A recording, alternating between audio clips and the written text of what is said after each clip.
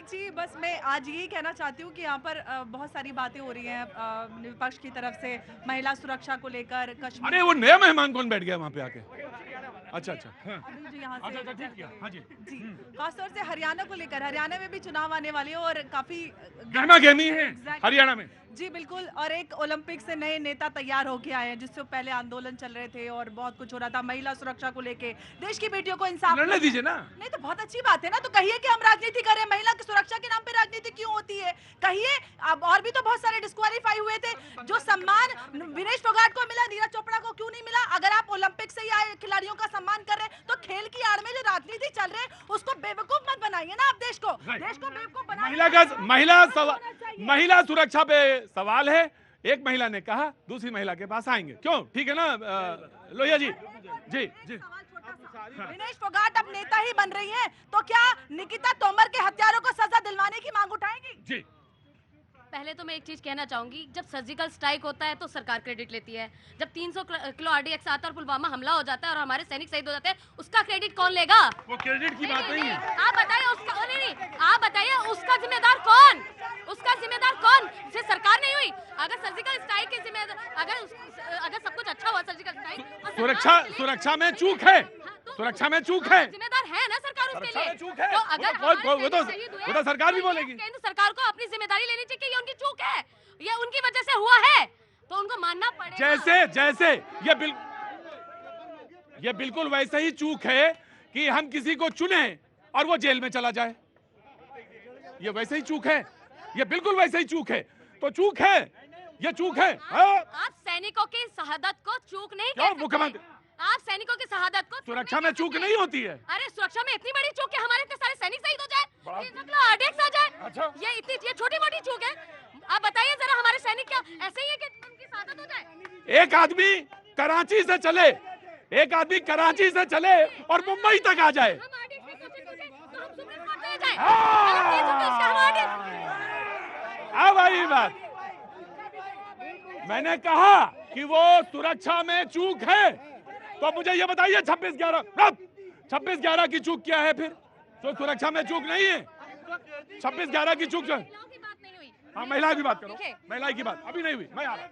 मेरी बहन को शर्म आनी चाहिए कि एक महिला जिसके लिए इतना मुश्किल होता है कि अगर उसके साथ कोई अत्याचार, खासतौर से शारीरिक शोषण हो, तो एक पब्लिकली आकर कहना, क्योंकि मैं एक महिला हूँ, अगर आज मेरे साथ भी कुछ हो जाए तो मुझे भी 10 बार सोचना पड़ेगा कि मैं कैसे कहूँ कि मेरे साथ ऐसा हो गया है।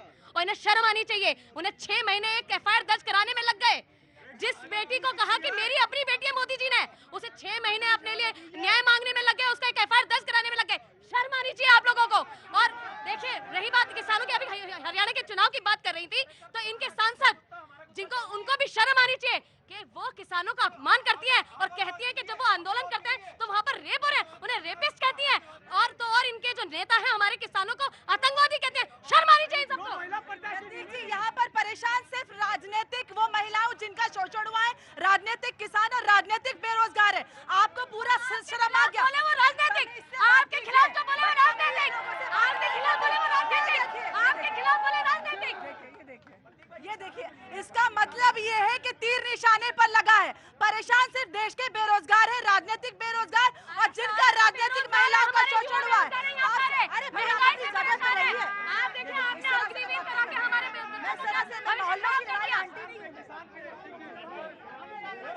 तैयार रहिए, आइए आप गए तैयार है? 1 मिनट जी। मुझे शर्म दिलाने वाली ये इनसे पूछ ले, इनकी पार्टी वही है जो निर्भया को, दोषियों को सिलाई मशीन देकर कम उम्र का बताकर छोड़ देती है। आपका मुंह है कि आप महिला शोषण पे और सुरक्षा पे बात करेगी? आपके आधे दर्जन नेता महिला शोषण के आरोप में जेल में, अपनी जगह पे रहकर बात कीजिएगा। बदतमीजों की तरह बात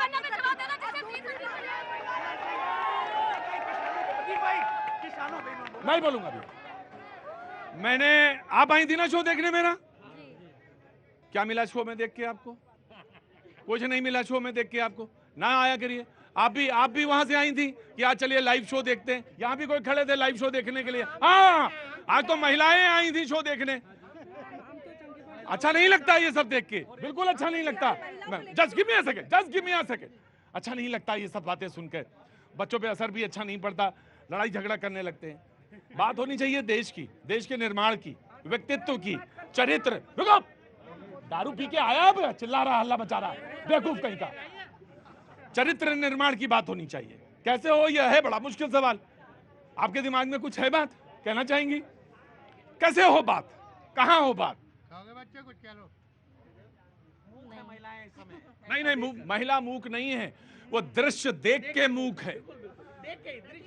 just give me a second, just give me a second, just hold on.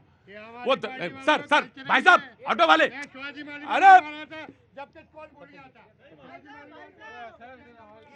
महिला दृश्य देख के मूक है और उसको लग रहा है ये हो क्या रहा है, ये हो क्या रहा है। जी मैं रुकिए जी। सर मुझे दिलाने वाली जरा भाई साहब एक मिनट, इनसे, बहन जी से मेरा सवाल है कि आप महिलाओं के नाम पर जो राजनीति करते हैं उस पर तो सवाल उठा लीजिए। महिलाओं को इंसाफ दिलना चाहिए, ये हर एक महिला और हर एक देशवासी का प्रण होता है कि हमारे देश की बच्चियों को सुरक्षा मिलनी चाहिए। लेकिन अगर मकसद आपका है अपने लिए न्याय पाना, तो आप इतने बड़े हल्ले और अंतर्राष्ट्रीय स्तर पर जाकर, और भी तो खिलाड़ी हुए थे डिस्क्वालीफाई, लेकिन आप कहते मोदी की साजिश है डिस्क्वालीफाई करवा दिया, और भी तो 5-6 खिलाड़ी हुए थे। लेकिन आपको राजनीति करनी, क्योंकि आपने हरियाणा के लिए पृष्ठभूमि तैयार करनी थी।